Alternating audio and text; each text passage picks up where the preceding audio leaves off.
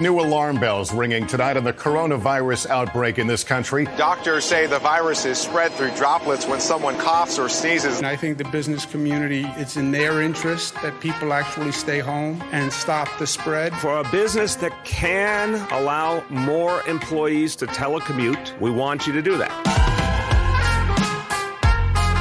Hi, friends. I'm Andy Paul, host of the Sales Enablement Podcast, and I want to encourage you to listen to my brand new special 6-part podcast miniseries titled Selling with Purpose. The team behind Sales Enablement Podcast and I put together this incredible series of inspiring conversations exploring what it means to sell with a mission greater than just hitting your numbers in this era of COVID-19 and beyond. So tune in to hear from world-class enterprise sales leaders and learn how their 6 companies will close $50 billion selling remotely. See how they've supported essential workers with the products and services they need to stay safe and thrive during this time of crisis. Subscribe to Selling with a Purpose now on Apple Podcasts, Spotify, Stitcher, or wherever you listen to podcasts.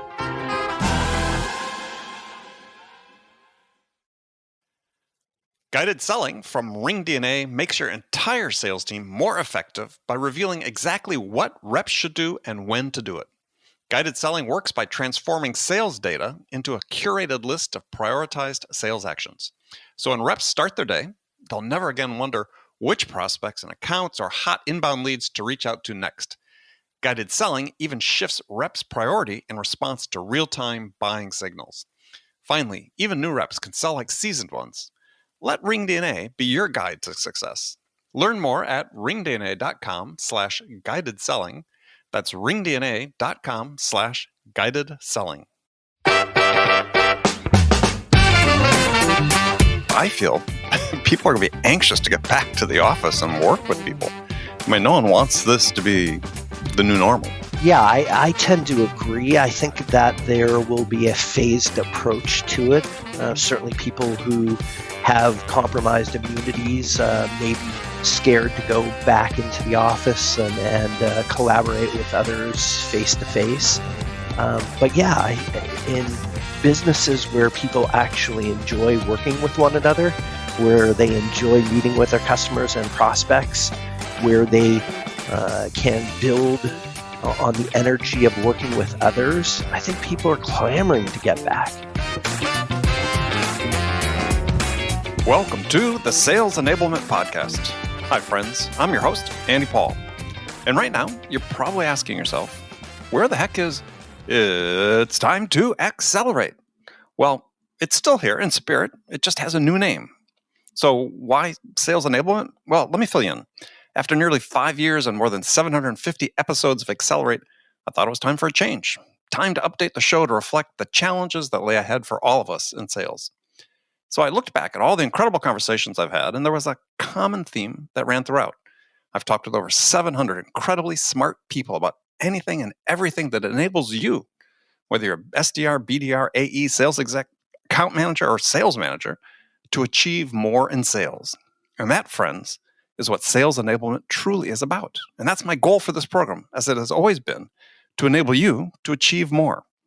So I figured that since I devoted the past 5 years and 758 episodes of this show to enabling sellers to achieve, I figured it's about time to update the name of the podcast to reflect that. So welcome to the Sales Enablement Podcast, the show where I will explore anything and everything that will enable you, a salesperson, with the information, acumen, skills, and tools to have more knowledge-based sales interactions that are valuable to your buyers.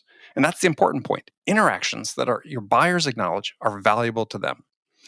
So I'm here to enable you to perform to the best of your abilities anytime you're in front of your buyers, whether that's virtually or literally. And finally, I'm here to enable you to achieve more. I mean, after all, that's what we all want, to do our jobs well, to be good at what we do, and feel good about how we do it, to improve, to achieve just a little more today than we did yesterday. So to help you achieve this, I'll continue to have in-depth, candid, and challenging conversations with the best and brightest voices in sales, sales leaderships, marketing, and more. We'll also be rolling out new features and segments on the show to educate and entertain you. So you've already seen new graphics for the show, and one of the biggest changes, my team and I are going to start bringing you multiple episodes per week.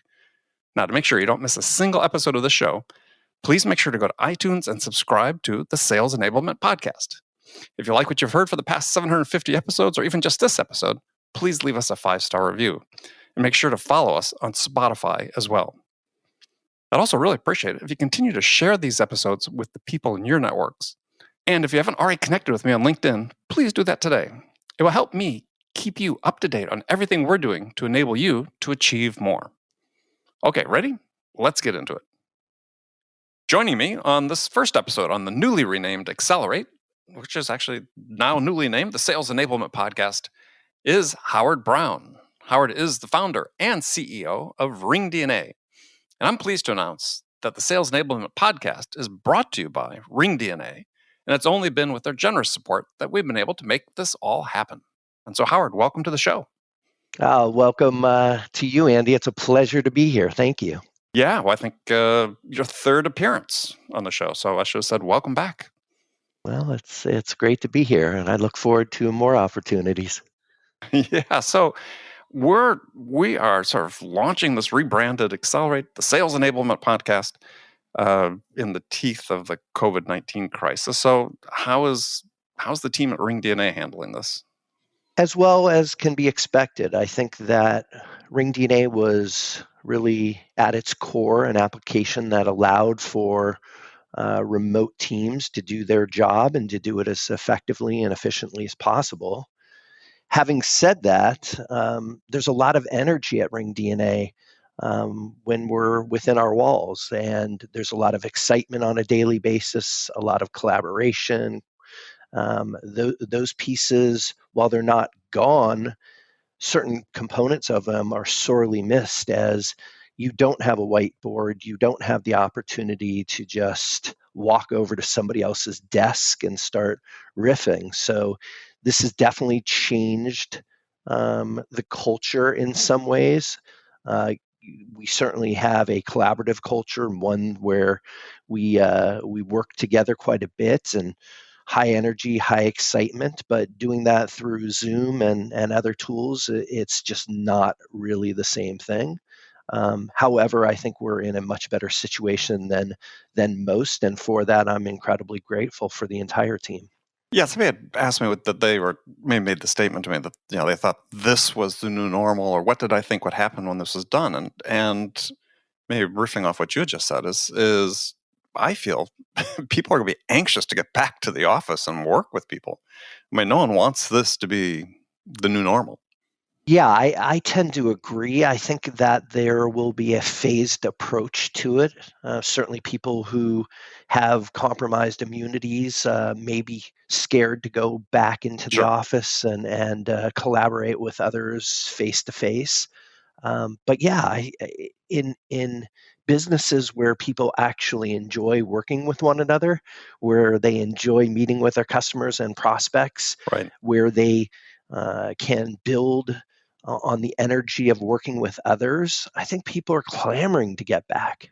Yeah, no, I agree. And I think the point you made before about just feeding off the energy, especially in a sales situation, right? Feeding off the energy of everybody that's there on the sales floor, ringing the bell when orders come in and so on. I think people want to get back to that.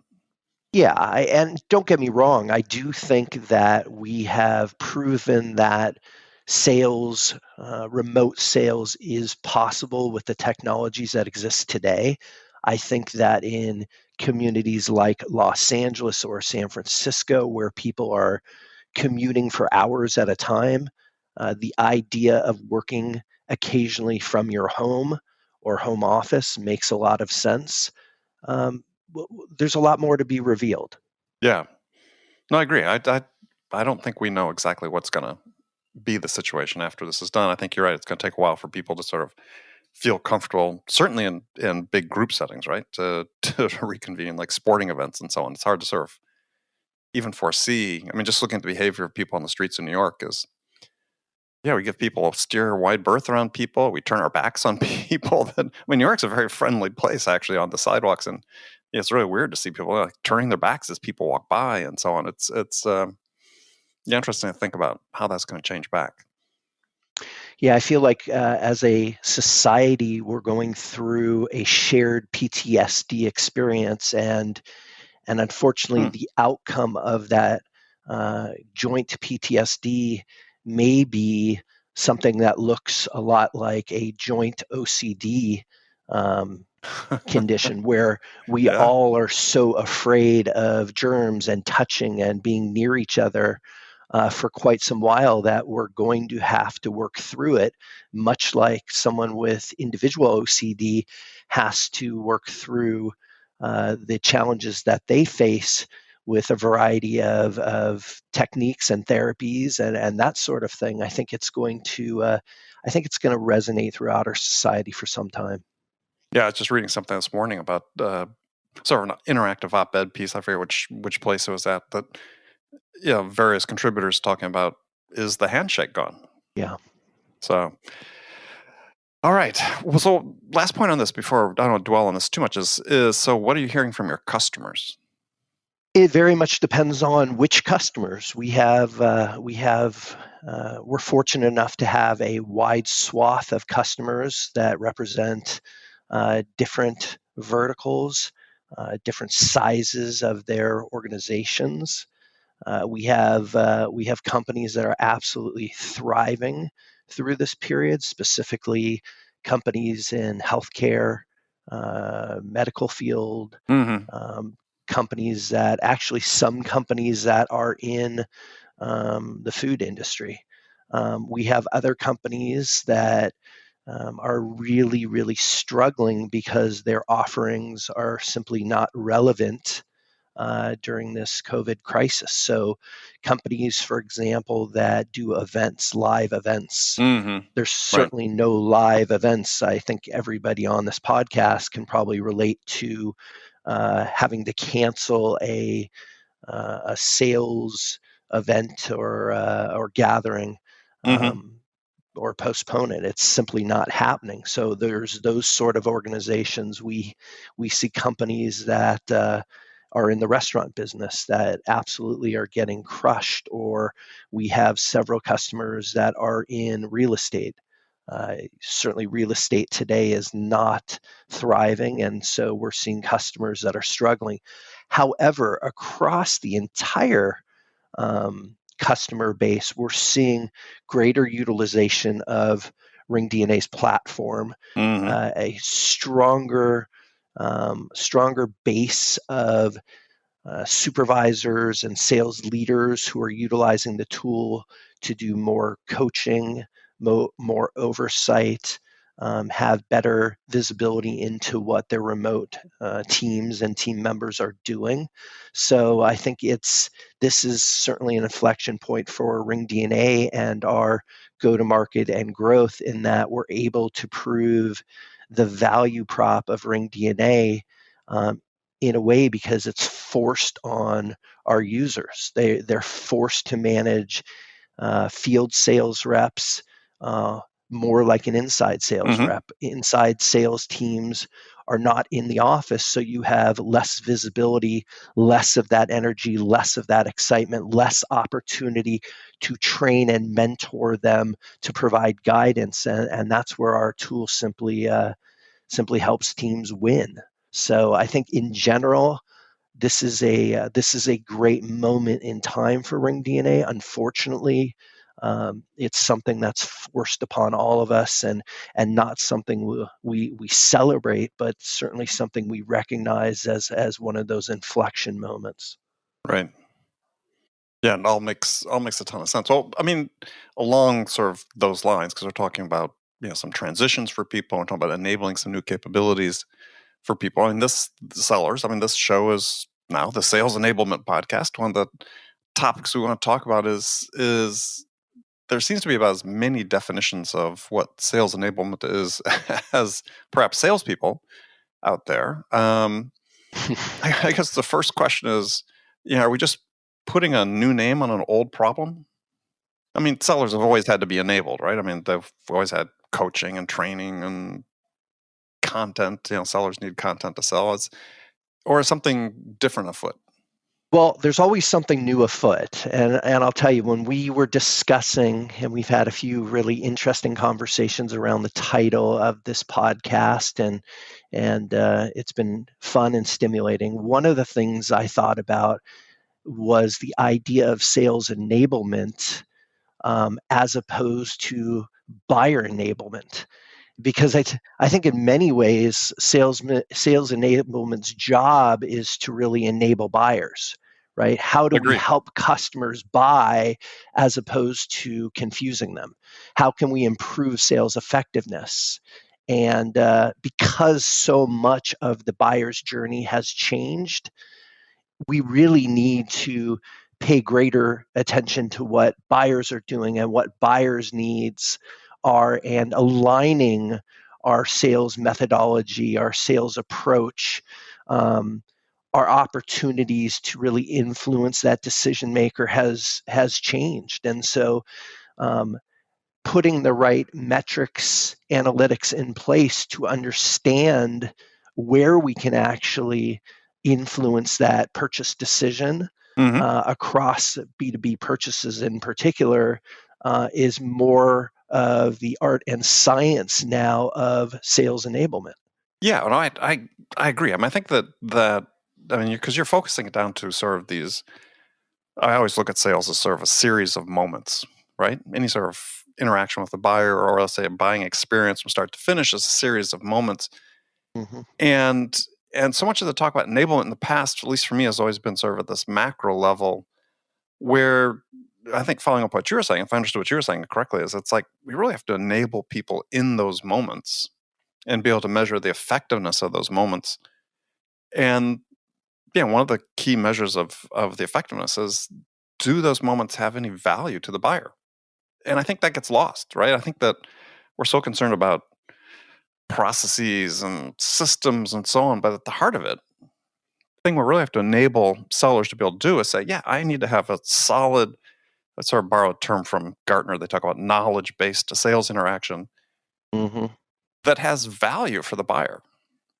And if it doesn't have value for the buyer, then we failed. 100%. And I think it's just that, right? How to create an engagement strategy that will improve the buyer's confidence in their decision throughout that sales process. Making sure we get them the right information that's specific to their buying activity. So if we model and understand the persona, and we understand the various questions that will come up and why they're in need, I think it's critical. And so how do we implement a content strategy, for example, that focuses on helping buyers evaluate the right information throughout their purchasing cycle? How do we align sellers with the knowledge that information is applicable to the buyer's sales stage requirements?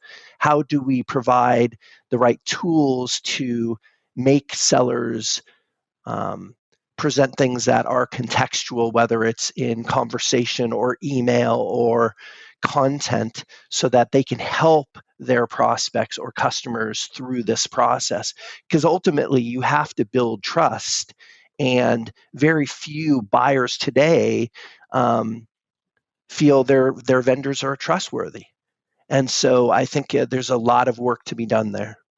No matter where your sales team is working from, RingDNA can enable them to be more productive and effective. RingDNA offers a complete platform for remote sales teams that gives reps the tools they need to connect with more prospects and create more opportunities and drive more revenue no matter where they're working from.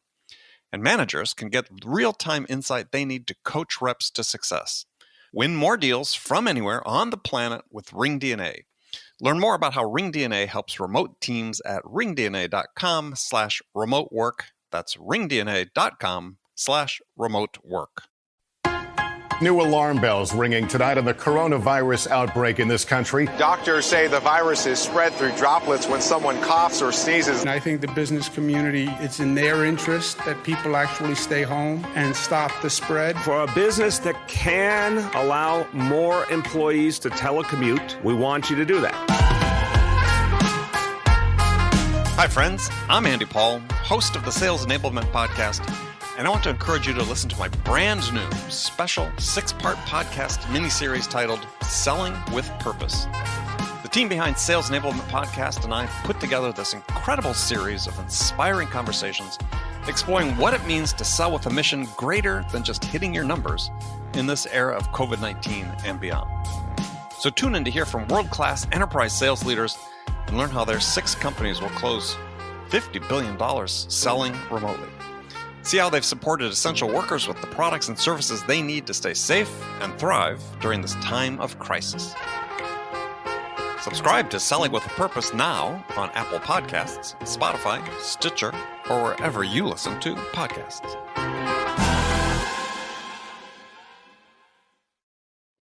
Yeah, I mean, and I tend to, as you know, I tend to take it down to that individual level really quickly, and because to me that human interaction, those series of human interactions are going to drive everything you talk about. The trustworthiness, the perception of trustworthiness, the perception of value that the buyers feel they're receiving from the seller as well as the company. And as you're talking about, providing content, and we're talking about context, but it seems like we have to find a way in this world is to enable better or deeper, let's say, business acumen on the part of sellers, so they understand the context or in the moment, because we can give them all the tools in the world, but they're going to run into something different every time they sell to someone. How do we enable them to have that acumen, that understanding, that breadth of understand the context in order to respond appropriately in a way that has value for the buyer, that moves the process forward? Yeah, and it's something you and I have spent a great deal of time discussing. It's hard to teach somebody a tool, business acumen, sales acumen, the ability to interview and ask questions, technology acumen, all at the same time. And depending on where a sales rep is in their own career, it very much differs, right? So figuring out how to create continuous education, right? Training paths and micro-learning moments to educate our trainers, or to educate not our trainers, our reps. At the same time, we do have to educate our trainers, because teaching people how to coach is just as important as teaching people how to sell. We can't expect our reps to just go out there and do a great job if they have coaches or trainers who also don't know how to provide those learning moments, who also don't know how to manage the process themselves. And I think that a lot of times we've taken sales reps and turned them into sales leaders, and quite frankly, they don't know how to coach, and they don't know how to train. They haven't been trained on those skills. So creating continuous education processes, training paths, micro-learning, just-in-time learning, having opportunities for role play, quizzes, assessments, all these things that will allow both managers and reps the ability to hone their skills is critical. Yeah, and one of the reasons that we changed the name of Accelerate to Enablement, the Sales Enablement Podcast, is because there are all these areas that you pointed out that we need to enable people to be able to perform at higher levels.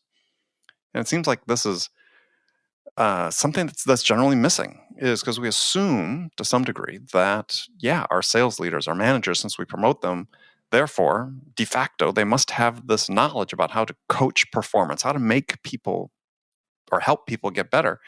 And they haven't been enabled with that. And so that's one of the things we're trying to move along here with this show. Will be one of the things you'll hear is, how do we enable achievement? How do we enable performance? And there's lots of fields with highly trained professionals that are being coached in this, and it's something that we haven't picked up enough in sales.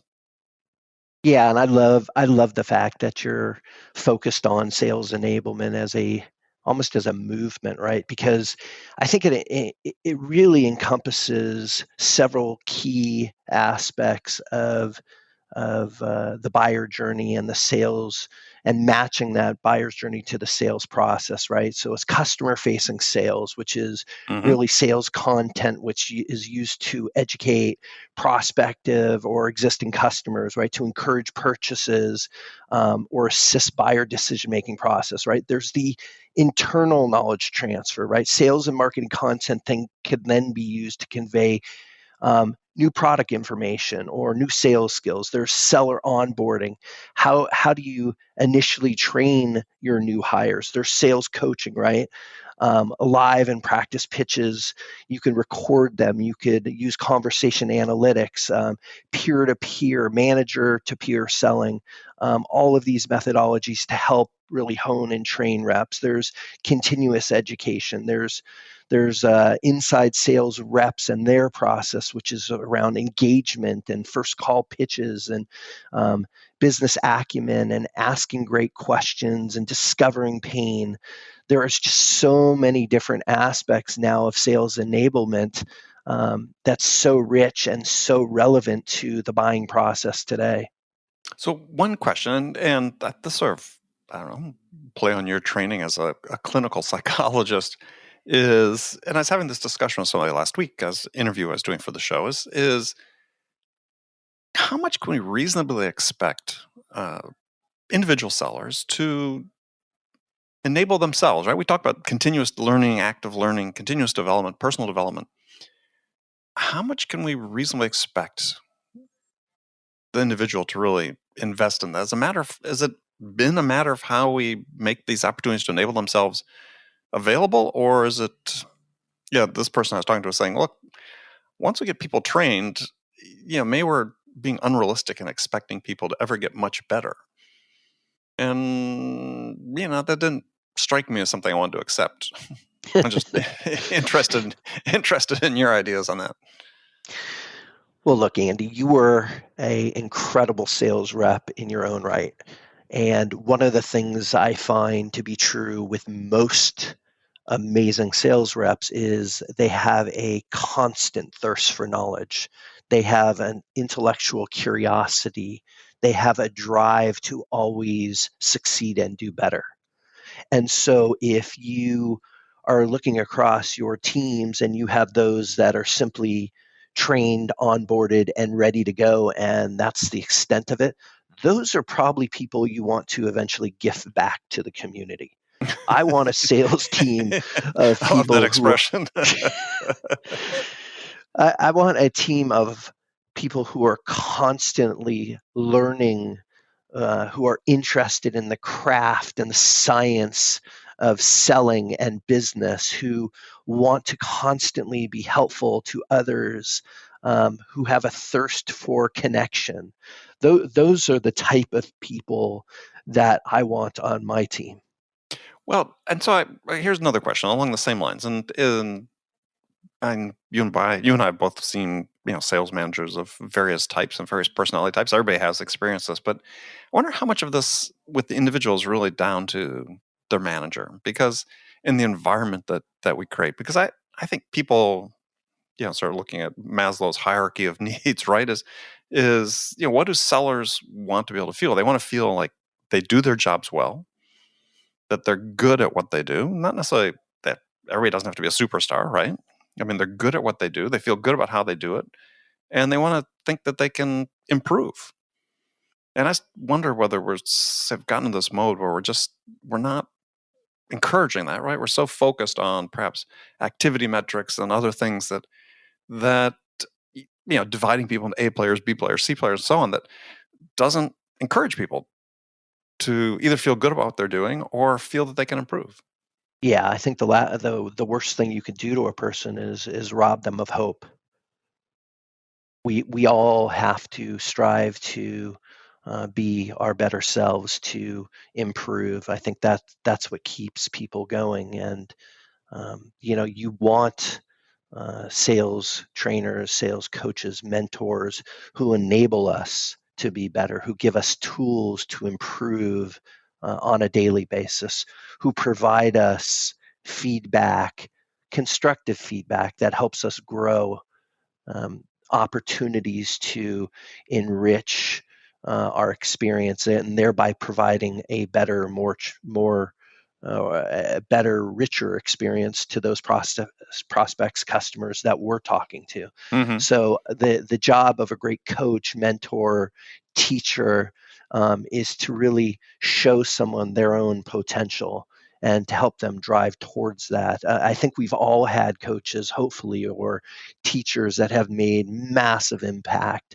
in our lives. And typically it was because they had that moment in time where they heard us, they felt what we were going through, and they provided some direction, and they showed us what's possible. And I think those are the type of coaches, trainers, teachers that we should all aspire to be. And in doing so, we'll create great sales reps, great salespeople, great team players. And even if it happens to some extent that, yeah, you're not adhering to the process, right?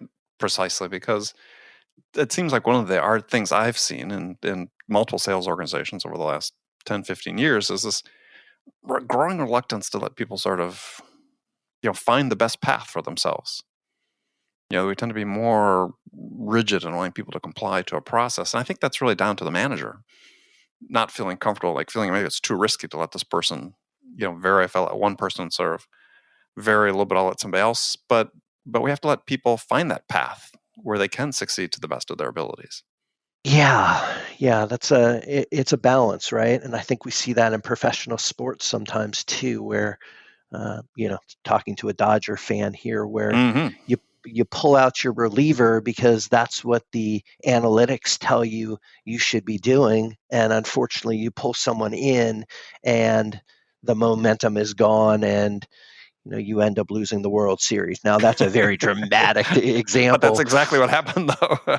Yeah, that is exactly what happened. But I Right. think that in some ways we take our analytics, we take our predictive models, and we assume that that's the only way to get to our end state, our preferred end state. And unfortunately, it removes the human complexity. It removes the individuality. It removes the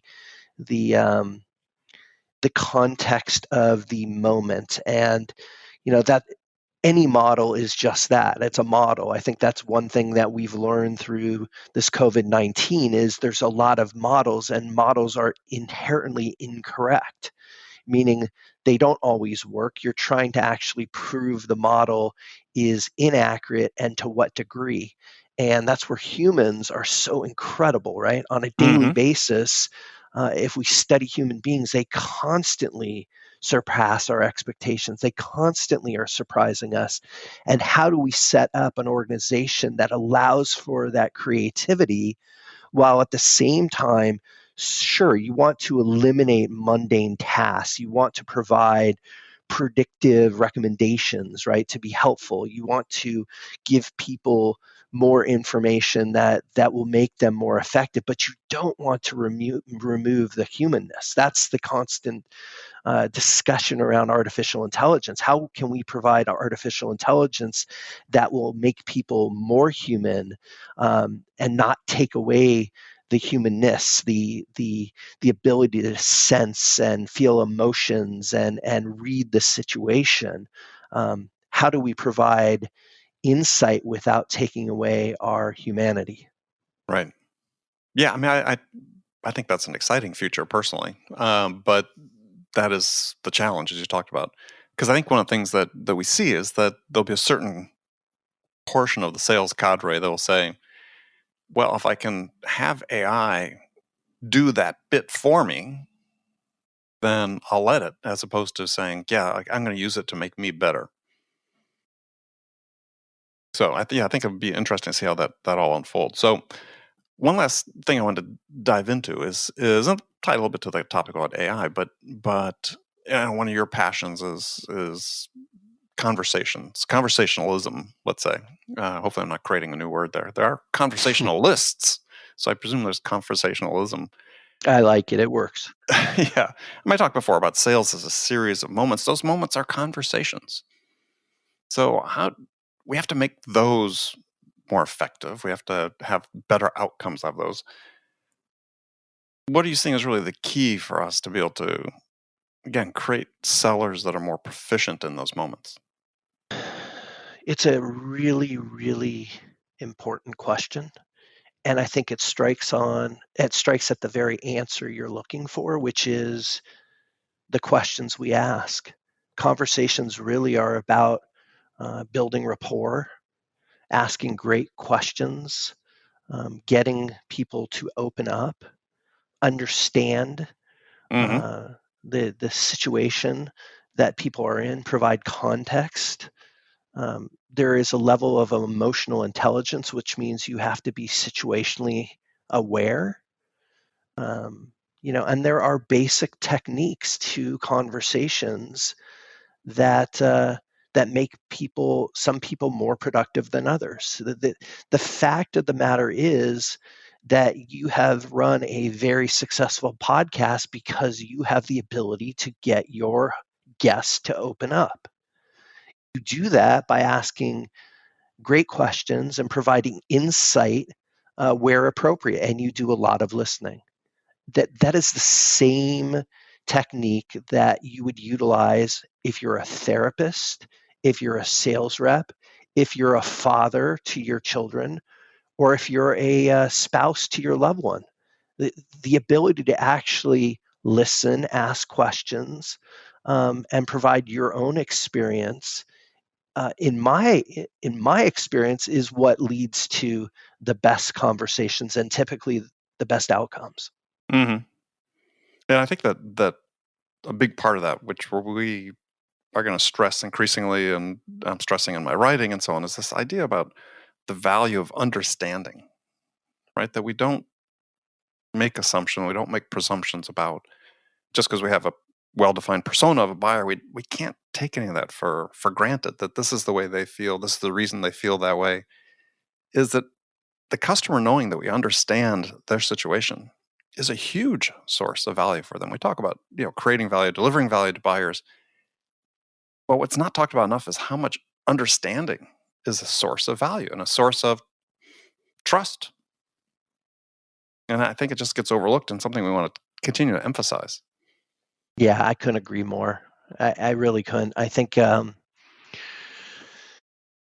we all have this feeling that we need to be understood, and we spend too much of the time trying to make others understand us.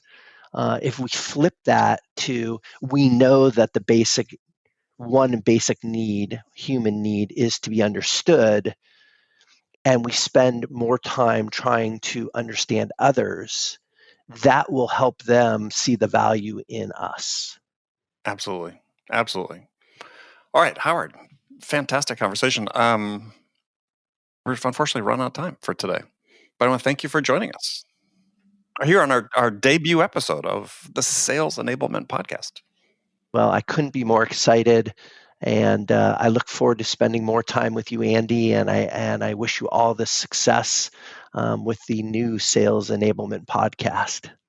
All right. Well, thank you. And just in leaving, I want to share some wisdom that I'd come across recently from Zig Ziglar, which I thought was profound, just for the audience. Is a quote. He said, "You can make positive deposits in your own economy every day by reading and listening to powerful, positive, life-changing content, and by associating with encouraging and hope-building people." And we hope this is the place where you come to get your powerful, positive, life-changing content. So thank you for joining us, and we'll look forward to having you join us next time on the Sales Enablement Podcast. Thanks, Andy. Really appreciate it. All right. Thanks, Howard. Bye-bye.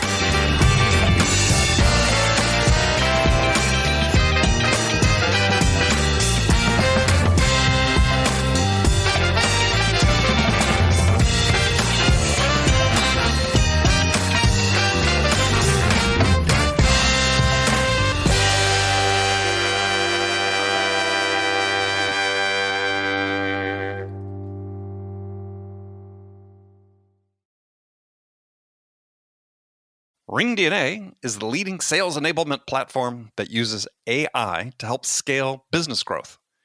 Trusted by the top companies across the globe, RingDNA offers a suite of powerful tools for every sales role.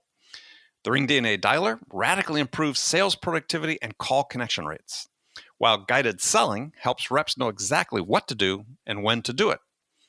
Conversation AI uses artificial intelligence to surface the most impactful coaching opportunities in real time. So, no matter where your team is working from, the RingDNA platform can help them exponentially increase call connections, opportunities, and revenue. Learn more at ringdna.com/platform. That's ringdna.com/platform.